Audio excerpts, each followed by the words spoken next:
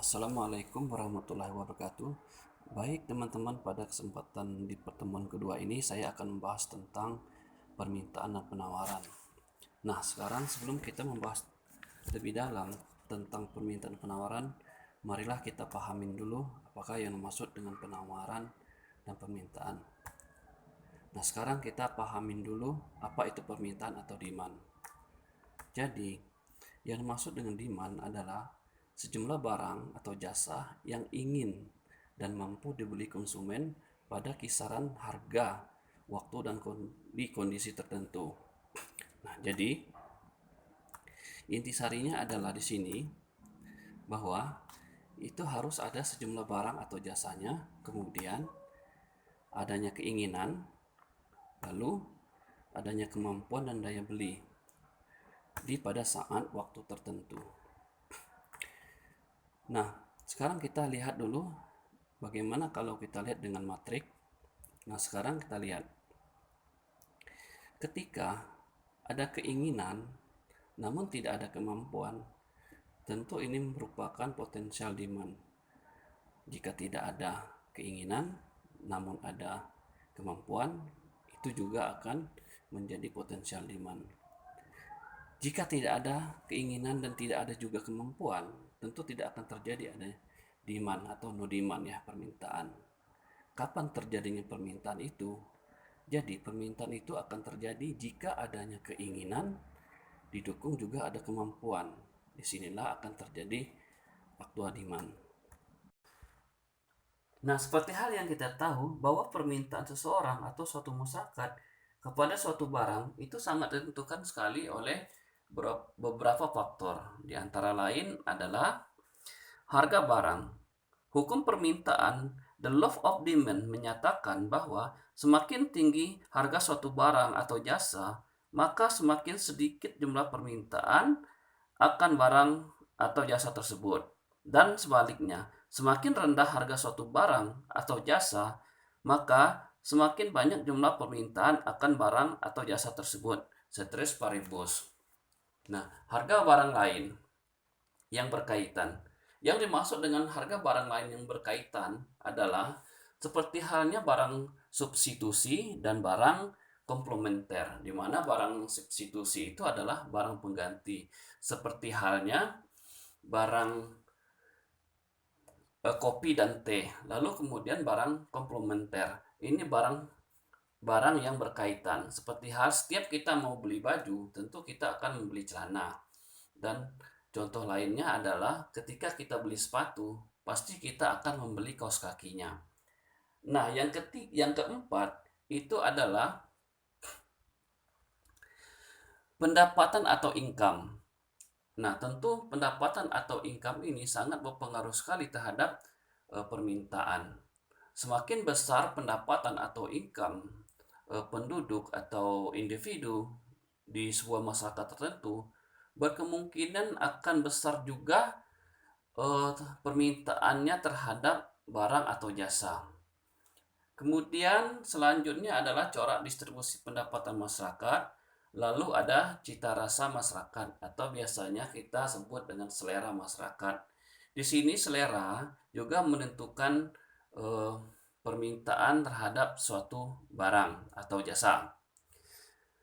Nah, yang dimaksud dengan selera masyarakat antara lain adalah misalkan warna tertentu atau styles atau gaya tertentu.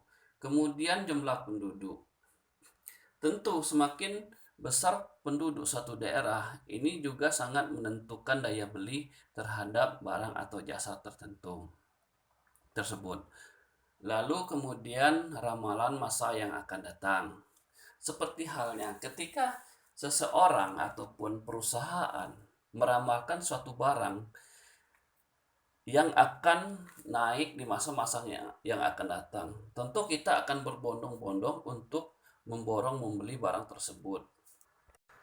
Baik teman-teman, sebelum kita masuk lebih dalam tentang permintaan atau demand ini, mari kita kembali meninjau hukum permintaan itu sendiri. Nah, di sini hukum permintaan itu berbunyi Semakin rendah harga suatu barang, maka semakin banyak juga permintaan terhadap barang tersebut. Sebaliknya, makin tinggi harga suatu barang, maka semakin sedikit permintaan terhadap barang tersebut. Ceteris paribus.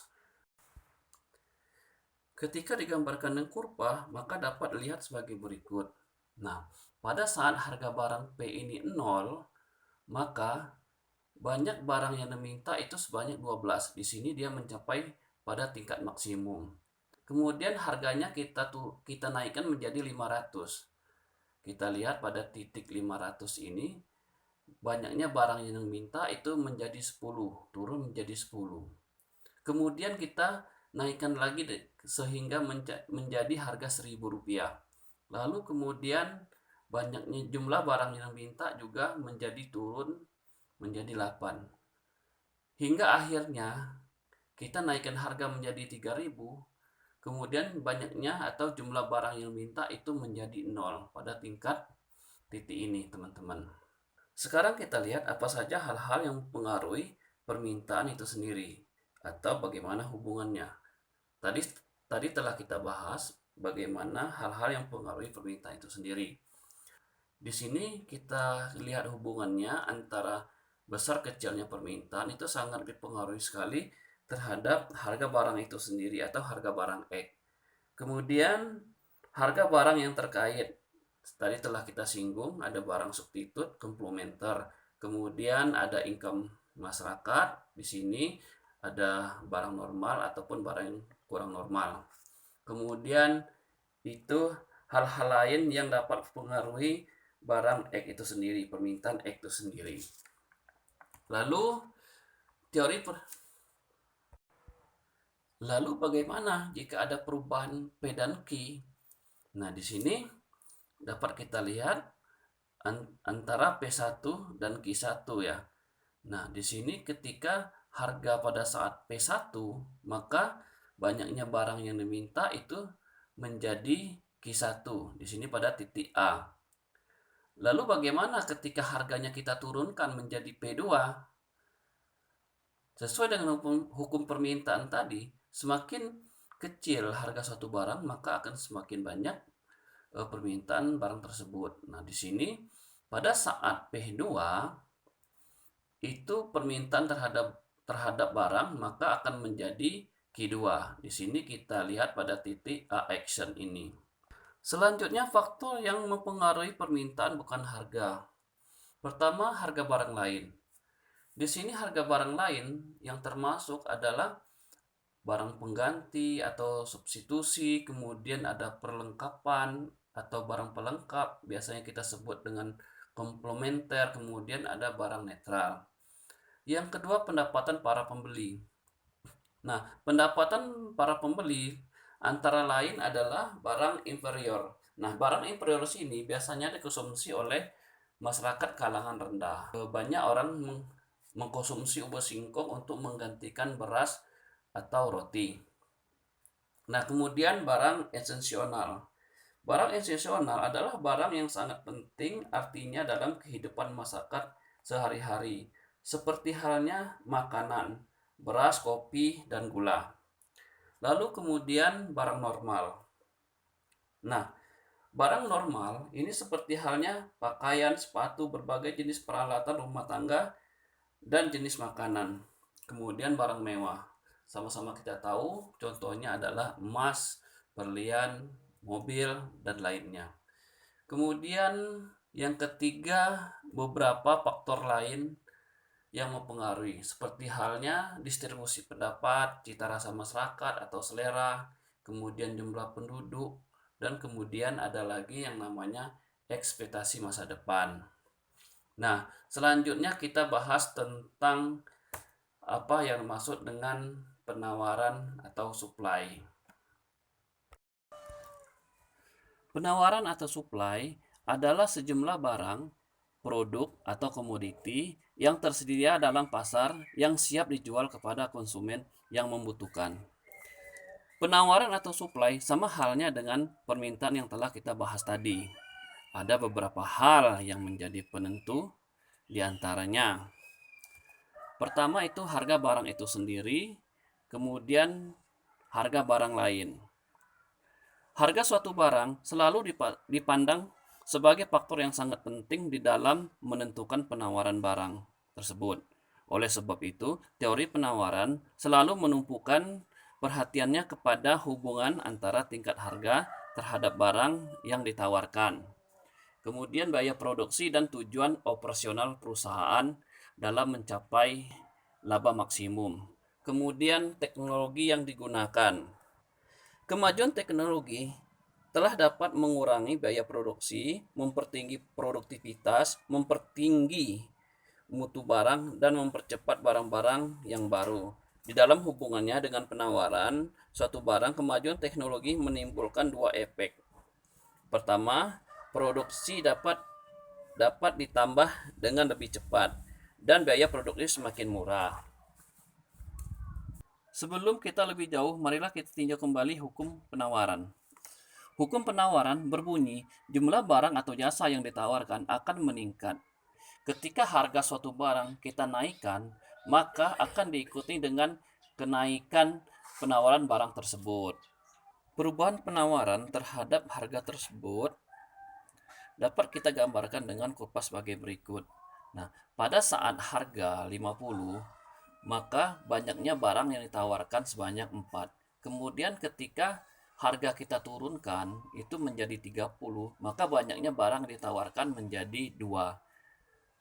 Sehingga pada saat harga kita turunkan menjadi 10, maka banyaknya barang ditawarkan menjadi 0 atau tidak ada lagi barang yang ingin ditawarkan kepada konsumen. Sekarang kita lihat perubahan pergeseran pada kurva penawaran. Nah, dimisalkan pada mulanya kurva penawaran adalah titik SS, titik A menggambarkan bahwa pada waktu harga adalah P, jumlah barang yang ditawarkan adalah Q. Sekiranya harga turun menjadi P1, hubungan di antara harga dan jumlah yang ditawarkan pindah ke titik B. Ini berarti sekarang jumlah yang ditawarkan hanyalah sebanyak Q1. Perubahan ini menggambarkan gerakan sepanjang kurva penawaran. Perubahan dalam jumlah yang ditawarkan dapat pula berlaku pada akibat dari pergeseran kurva penawaran. Pergeseran dari S menjadi S1 atau S2 menggambarkan perubahan penawaran. Pergeseran kurva penawaran dari S menjadi S1 menyebabkan jumlah yang ditawarkan bertambah dari Q menjadi Q2. Walaupun harga tetap sebesar P. Keadaan ini ditunjukkan oleh titik A1. Pergeseran S menjadi S2 menggambarkan pengurangan penawaran. Sebagai akibat dari pergeseran tersebut, seperti ditunjukkan oleh titik A2, pada harga P sekarang hanya sebanyak Q3 yang ditawarkan para penjual berbanding dengan sebanyak Q sebelum ia bergeser.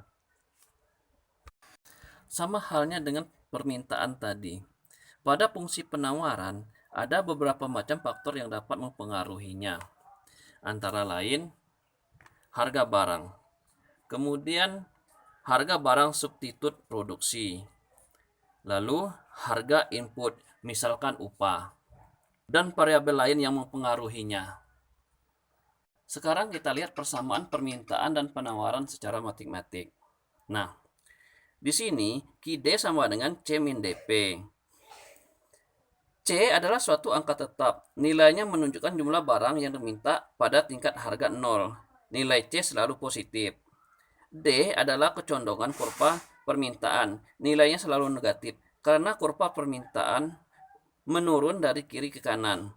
Sedangkan untuk persamaan penawaran itu adalah QS sama dengan min M plus NP. M adalah suatu angka tetap. Nilainya menunjukkan jumlah barang yang ditawarkan apabila tingkat harga 0. Biasanya nilai M ini adalah negatif. N adalah kecondongan kurva penawaran.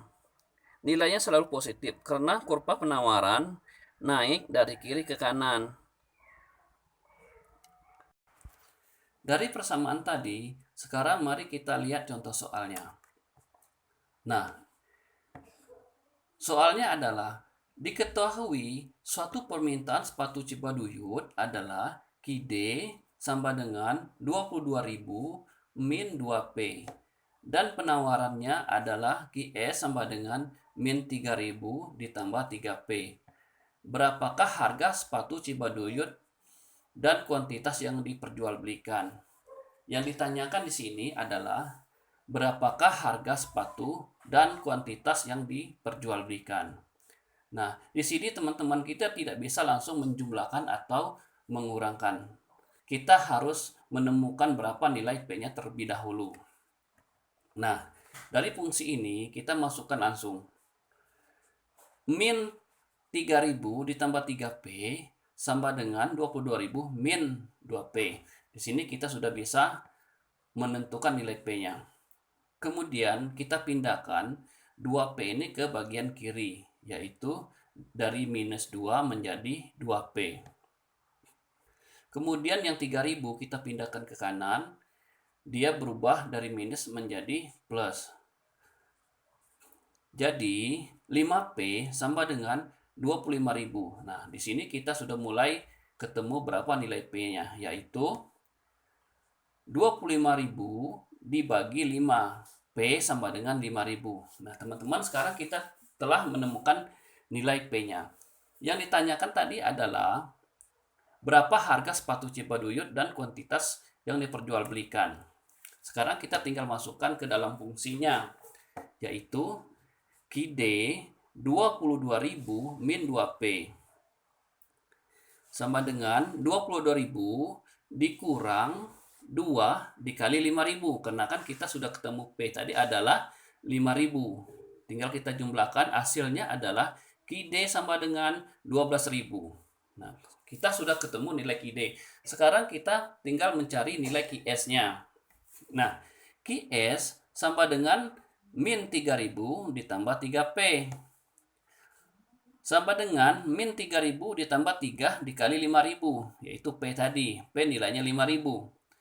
Arti kemudian kita jumlahkan, yaitu min 3.000 dikali ditambah 15.000 sama dengan 12.000. Jadi nilai QS-nya adalah 12.000. Demikianlah untuk permintaan dan penawaran yang dapat saya sampaikan. Tak ada gading yang tak retak, tak ada bisul yang tak bengkak. Untuk kekurangannya akan saya perbaiki di kemudian hari. Wassalamualaikum warahmatullahi wabarakatuh.